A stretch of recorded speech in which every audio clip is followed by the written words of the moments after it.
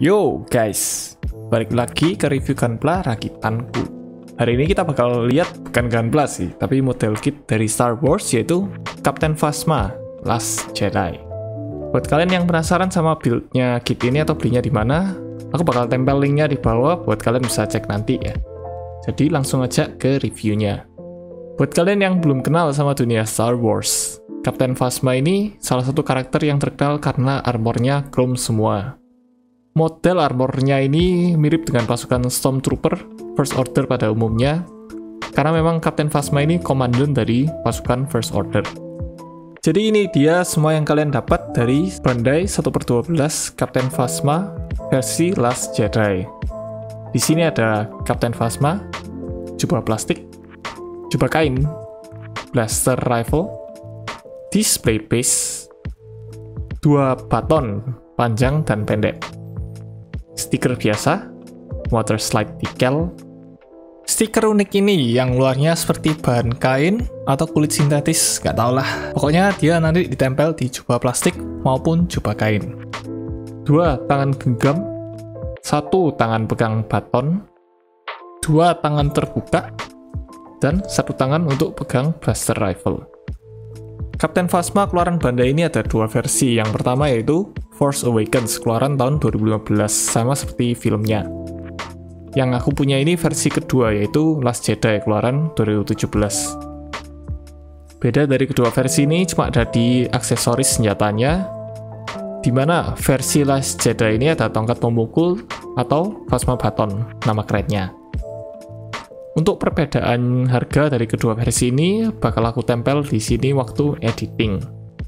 Jadi dasarnya kalau kalian ambil yang versi 2015 atau Force Awakens, itu kalian bakal dapat aksesoris blaster rifle ini aja. Karena memang di filmnya Captain Phasma cuma pakai blaster rifle ini, dan di Last Jedi baru kelihatan dia bertarung dengan baton itu. Karena Phasma Baton ini baru dikenalin di tahun 2017. Jadi tangan untuk pegang baton ini tidak ada di versi tahun 2015. Di sini adanya 2 tangan pegang blaster rifle. Blaster rifle ini kalau sedang tidak digunakan bisa disimpan di samping kakinya seperti di kit Stormtrooper sebelumnya. Dan ini dimana sebenarnya aku nggak tahu dibilang nyesel atau enggak. Untuk perbedaan harga seperti yang aku tunjukin itu ternyata cuma beda di 2 baton ini, panjang dan pendek. Untuk pegang batonnya harus pakai tangan ini, yaitu tangan kanan aja. Jadi kalian harus pilih salah satu mau panjang atau pendek. Udah gitu tidak ada tempat untuk simpan baton ini di Captain Phasma-nya langsung. Beda sama blaster rifle-nya, kalau nggak mau dipakai masih bisa disimpan di samping kaki ini ya. Selain dari itu, kedua versi ini sama persis, jadi kalian bisa pilih untuk selisih harganya. Menurut kalian worth it nggak 2 baton ini? Dan ini dia Captain Phasma diputar-putar 360 derajat. Kali ini aku straight build aja, nggak pakai stikernya sama sekali, kecuali di kantong ajaib yang ada di sini. Menurutku stikernya di sini rata-rata nggak terlalu signifikan ke penampilan Captain Phasma. Beda cerita kalau di Stormtrooper, dia lebih kelihatan signifikan karena dominasi warnanya putih. Salah satu kesusahan di build Captain Phasma ini juga kalau kalian mau kitnya color accurate. Jadi kalau kalian bandingkan sama artworknya di box ini udah kelihatan. Seperti di beberapa area tangan dan rifle ini perlu di repaint. Sedangkan untuk melakukan repaint di kit yang chrome finish ini, aku sendiri belum pernah coba gimana kendalanya. Kalau dari pengalaman panel lain aja, kelihatan repaint di sini bakal susah, karena paint bakal susah nempel di part yang finish chrome. Di build Stormtrooper lalu-lalu ini juga aku pakai panel line, yang dimana di Phasma ini ada finish chrome, jadi panel line-nya agak susah. Setelah panel line pertama, mungkin dia kelihatan oke-oke aja, tapi nanti lama-kelamaan dia bakal nggak tampak lagi. Kalau kalian lihat-lihat, armor Stormtrooper sama Captain Phasma ini mirip sekali ya. Tapi harganya Captain Phasma ini bisa sampai 2 kali dari harga Stormtrooper biasa, karena chrome platingnya ini yang bikin mahal. Untuk build-nya menurutku dia simple banget. Bisa aku bilang dia 90% mirip seperti yang di First Order Stormtrooper. Kesusahannya justru waktu kit ini selesai dibikin. karena part jubah plastik ini berat banget, jadi bakal susah untuk berdiri. Beda cerita kalau pakai jubah kain, kitnya jauh lebih ringan kayak gini, jadi kalian bisa pose-pose lebih leluasa. Kedua jubah ini menurutku keren banget. Kalau pakai yang plastik, Captain Phasma ini jadi kelihatan lebih besar badannya. Sedangkan kalau jubah kain ini, nggak tahu kenapa vibes-nya dia jadi lebih kayak warrior gitu. Apalagi tangannya kayak hilang satu, jadi kayak Sasuke. Dan ini adalah saatnya dimana display base-nya ini jadi berguna. Sesudah kakinya ditempel di display base ini, kitnya jadi jauh lebih stabil.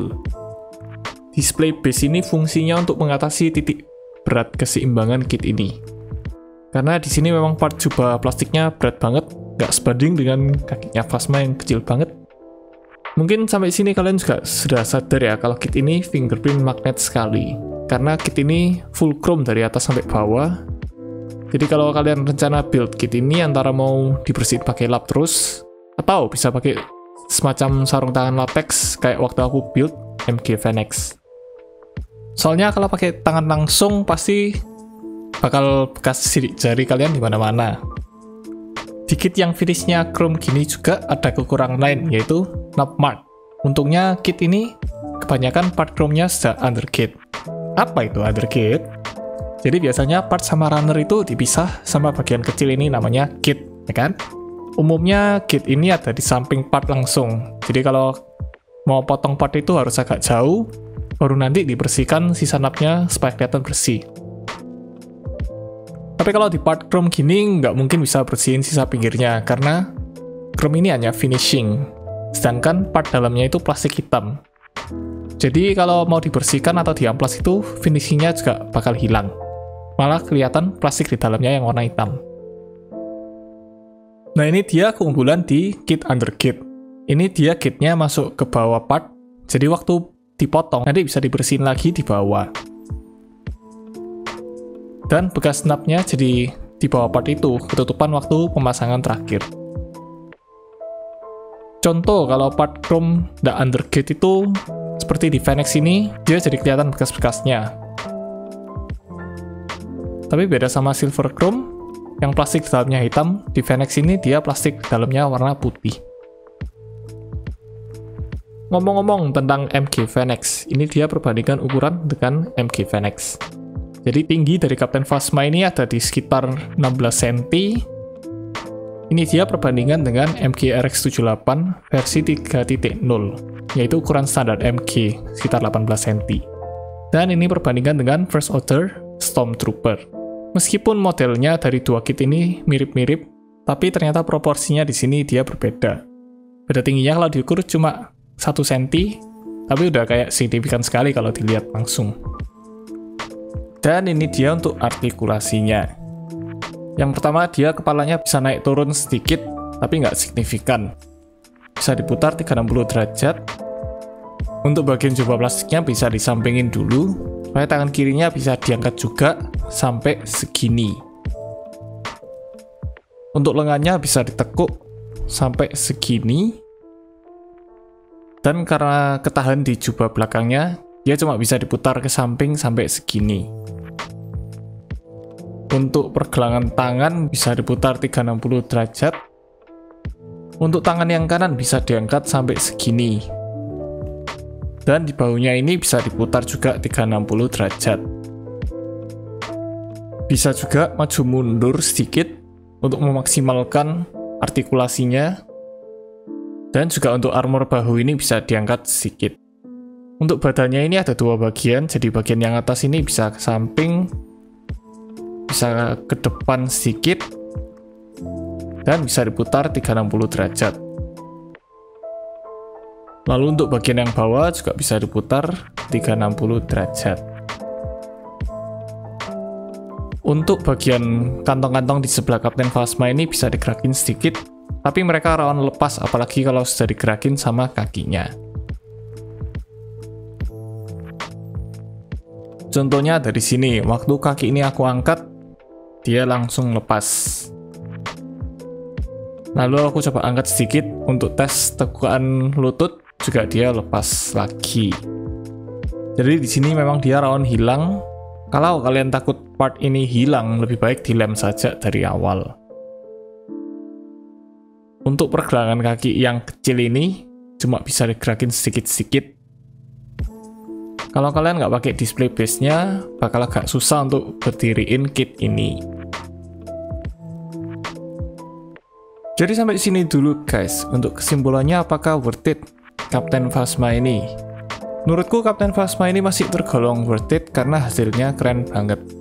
Meskipun mungkin kalian bakal agak repot untuk ngurusi chrome finish-nya, tapi kalau aku sih masih nggak apa, yang penting keren. Terus kalau kalian merasa nggak butuh sama 2 baton di versi baru itu, aku lebih menyarankan ambil yang versi 2015 saja. Karena kalau aku pribadi merasa perbedaan harga untuk versi Last Jedi ini kurang worth it untuk 2 baton yang didapat. Jangan lupa untuk like, komen, dan subscribe. Sampai ketemu lagi di video berikutnya. Dadah!